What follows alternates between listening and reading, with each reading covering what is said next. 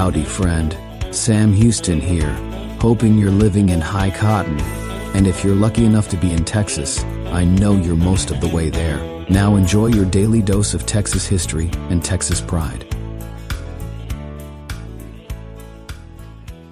Howdy, friend. Welcome back to the Feed Bandit podcast and your Texas History Roundup for November 29th. In 1849, after an earlier decision by the U.S. Congress, the Texas legislature passed a law declaring that the eastern boundary of Texas was the middle of the Sabine River, rather than the West Bank. This resulted in a gain of several square miles of river, lake, and land, and some oil wells. In 1863, Union forces took Fort Esperanza. The post had been built on Matagorda Island by Confederate forces to protect the entry to Matagorda Bay. However, the fort was abandoned the following spring and was occupied by Confederate forces for the rest of the war. In 1876, Comanche leader Yellow Bear died mysteriously in Fort Worth. Yellow Bear and Quanah Parker, who were Comanche war leaders and at peace with the whites, spent a night in a Fort Worth inn equipped with gas lights. That night, not being familiar with such lights, they blew them out and retired. Quanah Parker survived, but Yellow Bear did not. In 1951, R. Yale Larry played his last game for Texas A&M in a 22-21 win over UT Austin.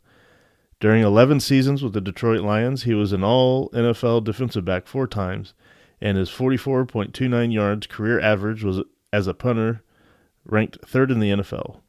Larry is a member of the Pro Football Hall of Fame.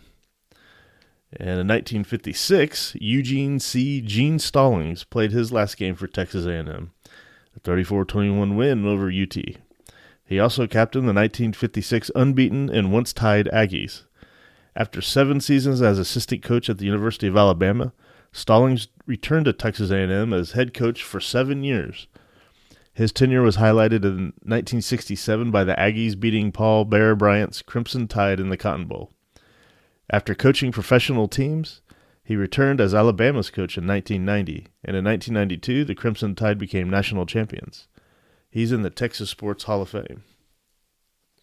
In 1963, President Lyndon B. Johnson established the President's Commission on the Assassination of John F. Kennedy and appointed Chief Justice Earl Warren as the chair of the Warren Commission. The commission's findings came on September 24, 1964, concluding that Lee Harvey Oswald acted alone in the assassination, but that it was impossible to prove conclusively that there was not a conspiracy. In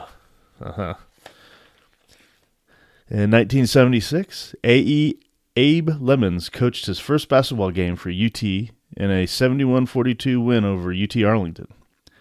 Before coming to UT, Lemons served as head coach at Oklahoma City University and UT Pan American.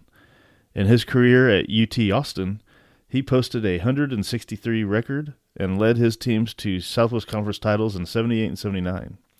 His best season culminated in winning the 1978 NIT championship. The king of one-liner was one of the most sought-after dinner speakers. Lemons, a member of the Texas Sports Hall of Fame, passed away in 2002. And finally, in 1994, Milburn A. Catfish Smith passed away in Waco.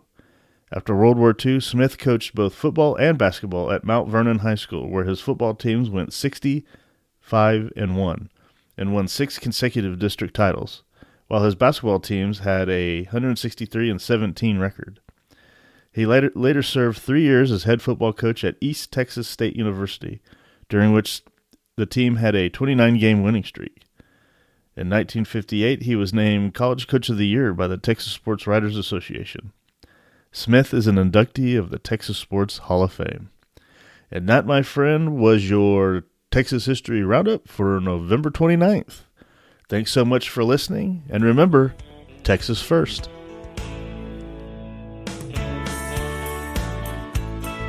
Well, there you have it. If you like our podcast, check us out at feedbandit.com. There you'll find awesome Texas First outdoors gear and apparel. Your purchase helps support the Bandits and keeps this podcast on the air, fighting for you and for Texas. Remember, preserve the tradition, protect the legacy. Until next time.